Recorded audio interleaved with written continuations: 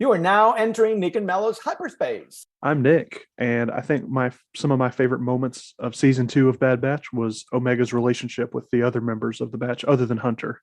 And I'm Carmelo, and I love watching the arc of Crosshair. It was surprising and beautiful and moving. It was really quite awesome. In our journeys through hyperspace, we examine everything and anything Star Wars from the point of view of two lifelong fans, one young, one old, who came together through the will of the Force.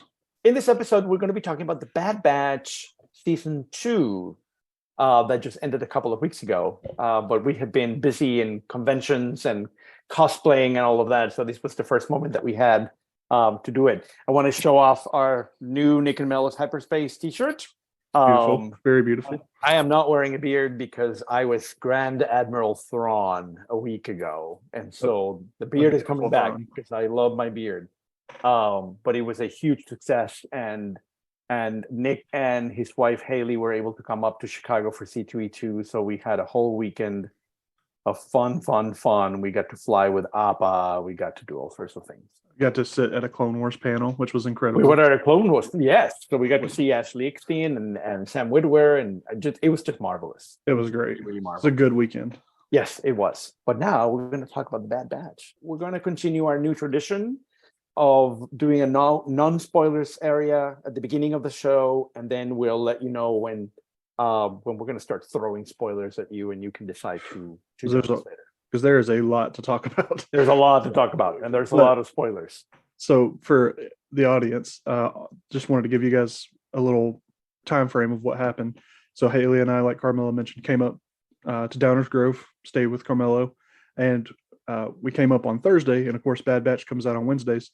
So we all waited to watch the Bad Batch together. And this was the first time we'd watched something new of Star Wars. We'd watched like episodes of the Clone Wars or something before together, but this was the first time we'd both seeing something new together at the same time. Yes. And it was a really fun experience, and we were just in shock. So and we have recorded our reactions. We did. So I'm going to, when I edit this, I'm going to insert some of those reactions in the show so you can see us. All right, first reaction video. We'll see what happens. Are you ready, Nick? I think so. You can't see her, but Haley's here with us. Oh, there she is. Her cameo. Yes.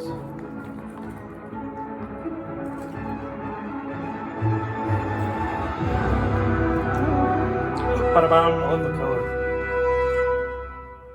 I don't know that Nick knows this, but when he gets worried in the show, he starts saying, "I don't like this."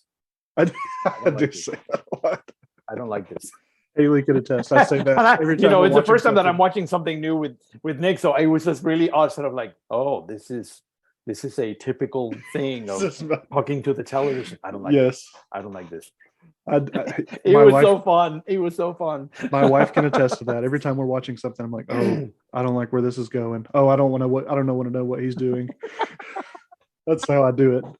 Oh, anyway, Bad Batch season 2. Bad Batch. General thoughts, Nick. Season 1, and we talked about this on our episode of season 1. We at first, I think we were both kind of hesitant on this show. We were not sure. Speaking for me, I wasn't sure these guys could hold the lead of a show. I was kind of curious why they chose them to get a spinoff series. And this show to me has continued to surprise me, and that's in a very good way. And it keeps me on my toes, and I'm not sure what to expect. And I'm really enjoying it. The more I watch it, it just takes turns that you don't expect. And these characters, as much as they are, archetypes of like A-Team or the Ninja Turtles, they really grow and change a lot throughout this series so far. And it's only been 2 seasons, but you get to really learn more about these people, and they really change from their introduction in the Clone Wars, which, like I said, was very generic. But now their world is shattered, and of course, into season 1, we get to see their home destroyed. And then season 2, we kind of have to follow up on that. Like, what's their purpose? Similar to what season 1 was about when the war had ended, but it took it in new directions, and it was just so fun. And man, I was not expecting how this ended, but we'll save that for later. I was not. When they showed up in the last season of Clone Wars, those 4 episodes were really my least favorite. I was sort of like, okay, let's move on. Can we please start the show? Yeah. And I had a similar reaction with season 1. And when I rewatched season 1 for our podcast, that's when I said, "Oh, wait a minute, Carmelo, you need to think about this." One of the things that I have really enjoyed in season 2, and I'm sort of reacting to what you just said in the introduction now, is how the story has made them very relevant to the beginning of the Empire and the aftermath of Order 66. And they're not just a bunch of clones. These are clones that, in a way, are developing an importance in who they are, which is why they're being chased, and this is why there's all of these interest from the Empire about where these renegade clones are. And so it's really fun to see the narrative making them an important part of the Star Wars story, rather than an offshoot of the Star Wars story. And I have enjoyed that very much. The other thing that I think is really important, and I was talking to my students about this in my Star Wars class, of how nice it is to have a show dedicated to clones. Yeah. Clone Wars had moments, Rebels had moments, fewer moments, but this is really, really about the clones. And season 2 sort of puts the politics and the history and the prejudice against the clones sort of added into the story that I have just really, really enjoyed. Yeah, I like that's a good point. I remember when you told me one of your students had mentioned that, and it was really eye-opening, because I think you, I, and a lot of people will say the Clone Wars really opened our eyes up to clones as characters. Yes. And kind of gave us an insight of what their life was like during the war. Yes. And while we get that, and there's some episodes where they're front and center, the primary characters are Anakin, Obi-Wan, and Ahsoka. Those are the main three. Of course. They're Jedi. They're very popular. But yeah, like you said, this is nice to get the clones' perspective on the galaxy that's changing. We've seen a lot of material now between Revenge of the Sith and A New Hope about, Jedi that survive Order 66, or even the start of the rebellion. And now we get to see what the clones' perspective of that is. Yep. And it's very nice. Very nice. It's really quite wonderful. The other thing that I find really interesting is how not only the clones are sort of the focus of the show, but the idea of cloning. Mm-hmm. And so this show, just like in season 1, in season 2, it's sort of pointing towards the sequel trilogy and pointing towards the rise of Skywalker, and pointing out the obsession that the Emperor has with cloning, not with clones, but with cloning. Right. And so that's really fun to start getting the genesis or the origins of that's going to happen later, which we also get in The Mandalorian. And so it's really quite fun to get another angle of that story, of how we got there, how we get to episode 9. Not to derail or go off on a tangent a little bit, but I think these seeds have been planted for a long time, even before we knew Palpatine was in The Rise of Skywalker. We see in the Clone Wars where Cad Bane still is a holocron full of Force-sensitive kids. We see in Rebels where kids are being stolen. We don't really know the reasoning why. Yep. And I don't know if this was the original plan, but now with the cloning and the kids, it all kind of just adds up, makes a nice ties a little bow around it of we know what Palpatine's ultimate plans are now. Right. And it's very fascinating. Yes. I enjoyed Omega a lot more this season than I did last season. She was more of a innocent child last season, and this season we get to see her do more things. She's a part of the team, it feels like. They're teaching her how to fly. They're teaching her more things about combat. Right. And not only that, her relationship with each of the clones, she's kind of getting moments with each member, not just Hunter or Wrecker, which we saw a lot of in season 1, but season 2, her and Tech have a lot of wonderful moments. Yes. Her and Echo have a lot of wonderful moments. Yes. So it's kind of nice seeing her kind of build those relationships with each of them. I liked her a lot more this season than I did in the first season. It's really interesting because in season 2, she is part of the team. She really is part of the team. In season 1, is sort of like, it's this girl who is also a clone, sort of connected with them because they're clones. Mm-hmm. But in season 2, you're right. She starts sort of bonding with everybody. Right. And not just with a few of the clones. And she's really just like in Clone Wars, where Ahsoka was the kind of the main character. We see the war through her eyes, and Rebels, we see kind of the start of the rebellion through Ezra's eyes. Right. She's really the kind of our guide, our ride along character. Yeah. You get to kind of realize what's going on through her eyes. I don't think they say this is a kid show. I mean, it's animated. That typically gets labeled as a kid show. To me, it feels like it's more for adults, mainly, even though there is a main character that's a child. I feel like you can't really watch. I mean, you can. I feel you can watch Rebels and not really need to know much backstory. I feel like if you watch Bad Batch, you really need to know kind of what happens in the Clone Wars to kind of understand a little bit of the nuance. I mentioned before we started recording that it still feels very episodic to me. Mm-hmm. And I think there are episodes that are geared more toward kids, very much like Clone Wars was. Yeah. And others are not. And so the Crosshair, we have 2 really interesting Crosshair episodes in this season, which really don't feel kiddie at all. No. But there are others that sort of there's a race, a really fun race, a really exciting race that is more about learning about certain characters, and it's fun in a kiddie kind of way. I'm not dismissing it, because I really enjoy that episode. But it is not the sort of serious things that happen with Crosshair or the finale that we're going to talk about when we have the spoilers. And so I think it moves in and out. I think it moves in and out. And it's sort of nice because, if you're 9, you can hold on to the kiddie things and then learn about the more adult moments. It's one of the things that I really love about Star Wars. It doesn't push away children when it decides to be serious. It just sort of educates them about the growing up. Wow, I never thought about that. I should talk about this. I was actually thinking about that when I was rewatching some episodes over the weekend, and I noticed that Star Wars is very good. I think more than other franchises are very good at balancing the lighthearted, fun adventures with very serious topics and very serious, dramatic character growth. Right. And I think this show is a good example of that, where you said one week we'll have a very serious and dark episode about Crosshair, and the next week they're going to a racing venue, or they're going on a Indiana Jones style adventure, looking through old tombs. And those episodes are fun, even though they may not contribute to the larger story. They're still just fun.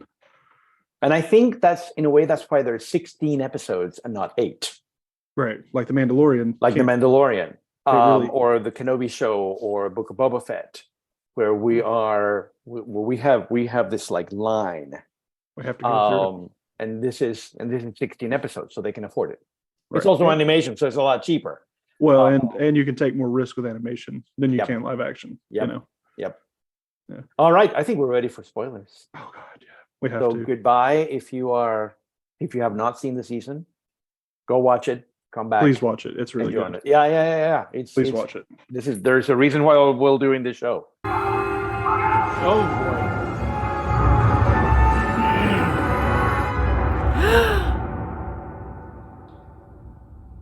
What the hell? Man. I think I'm just going to jump to it because it's been on my mind ever since you and I watched it together. There's a major death in this season. We'll see. I think he's dead. Tech sacrificing himself was honestly, regardless of the medium, it might have been one of the most surprising deaths in Star Wars for me, because I just did not see it coming. I did not see it coming either. I mean, I know you and I talked before we watched the episodes, and I thought, if anybody of the batch dies, I'm expecting Crosshair to sacrifice himself in a noble act or something. Right. Which could still be the case in future seasons. But, Tech was one that I did not expect. It broke our heart. Like, I watched it again last night, and I was in tears. I was like, I was in tears too. I can't believe this. But I think, like you were saying earlier, they are able to kind of balance the heavy with the lighthearted. And I think for younger audiences that did get to watch this whole season and see the episodes, Tech got a lot of character development this season compared to the first one. Yes. And we should have really seen it coming, because when a character gets a lot of development and we spend a lot of time with them, usually means something bad's going to happen.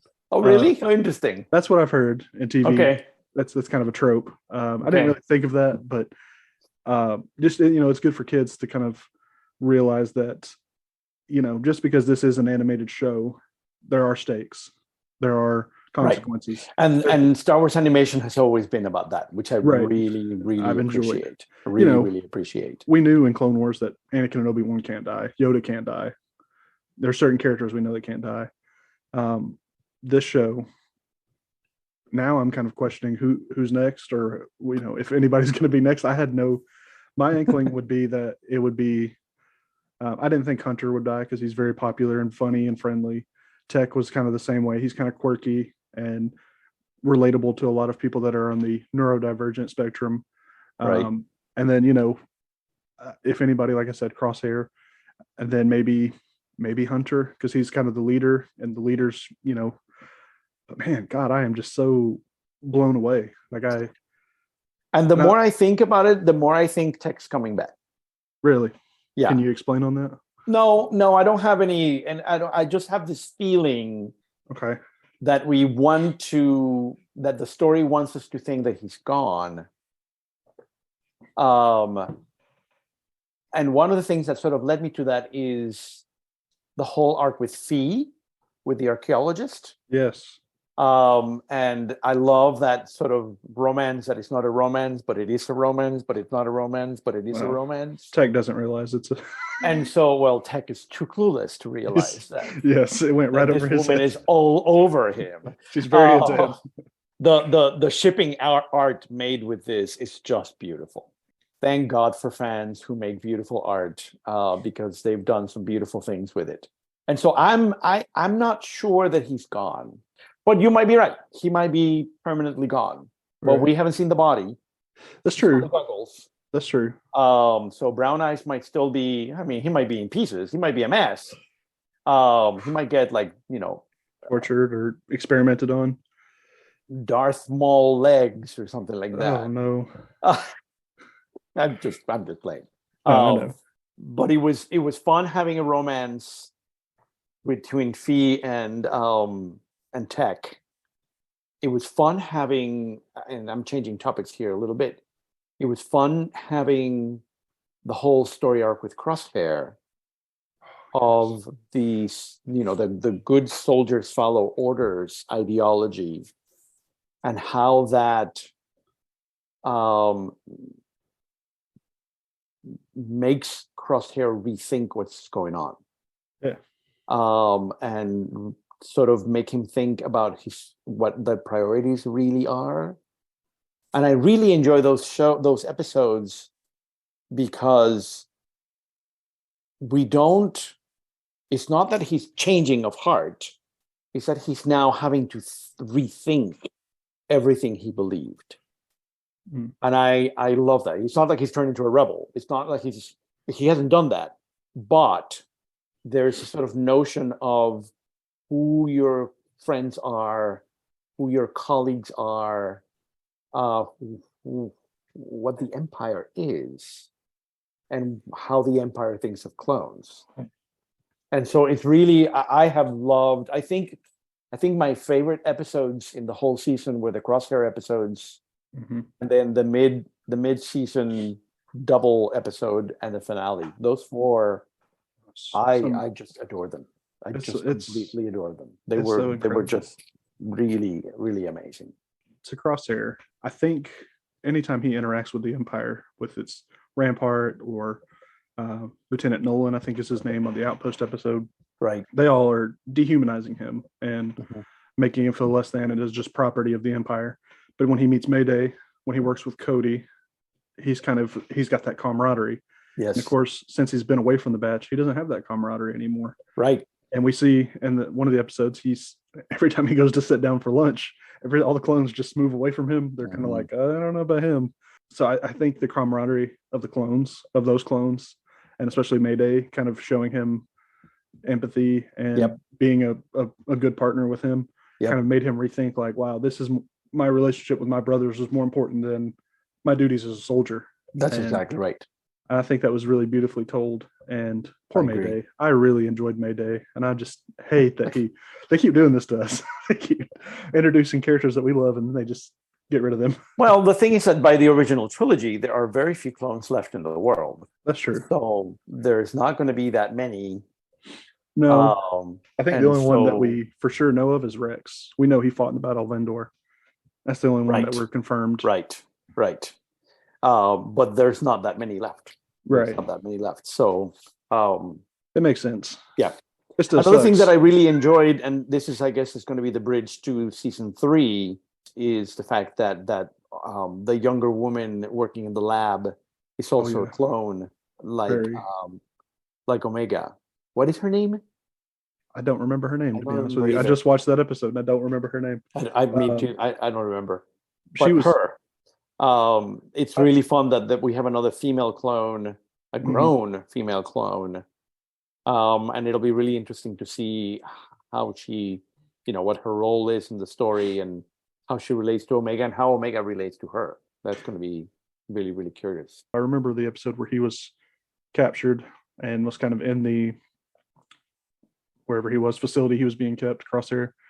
It kind of made me wonder. He kind of spared her, and I think she showed him some empathy, but also I think we now know because she's a clone, maybe that's why she showed him some. Yeah. And it kind of caught me off guard at first. I was kind of confused. I'm like, why is she so soft on these clones? I don't get it. And now we know. Herself. Right now we know. Right. And that's a very interesting wrinkle. And so another thing I was not expecting. This show just keeps surprising me. So I'm like, wow. The potential for that is very interesting. We are recording this in the middle of Star Wars Celebration. That's true. And there's going to be a Bad Batch panel tomorrow. So we don't have any new information of season 3, but by the time we release this, we will. So check anywhere online and they'll tell you everything about it. And I'm sure there's got to be a season 3 just the way there will be a season 3. Yeah. I think the another thing I wanted to touch on real quick was Dr. Hemlock, who is scary as shit. Yeah, I don't like him at all. I love that he speaks very softly. Yes. And very calmly. Even when he's being cornered or critiqued, he always talks like this. And I find him just really scary. the way he's my favorite villain right now. Yeah, I was expecting Rampart to be the villain throughout the series or a major villain, and they got rid of him quick. And I'm like, wow, that was not expected either. So I'm curious to see what his end game is and where he goes. But similar to what they did with Thrawn and Rebels, when he talks, his voice is chilling and kind of puts you on edge. And then the music. They always have this eerie music behind him when he's talking, and it's like, ooh, gives you some chills. Totally. He's so good, though. So good. No, he's good. It's really interesting. When Rampart died, I remember thinking, oh, Vader's coming. Like somebody has to take over. And I thought it was going to be Vader. But Vader is still, according to we know from the comics, he's still sort of figuring out who he is in the Empire and how he's connected. So and building his castle. Yeah. But I really like the introduction of Hemlock to the story. I do too. And I think Hemlock is a Greek poison. It is. Yeah. And so I love that once again, Star Wars and their symbolic names. Anything else, sir? I would just recommend anybody who hasn't seen it. If you're still watching at this point, well, you've been spoiled by a lot. Definitely check it out. And I'm excited when season 3 gets announced and when we know it's coming. I'm definitely going to do a rewatch of the season. Oh yeah. All right. Thank you, Nick. Thanks, Carmelo. Thank you, audience. May the force be with all of you, and we'll see you soon.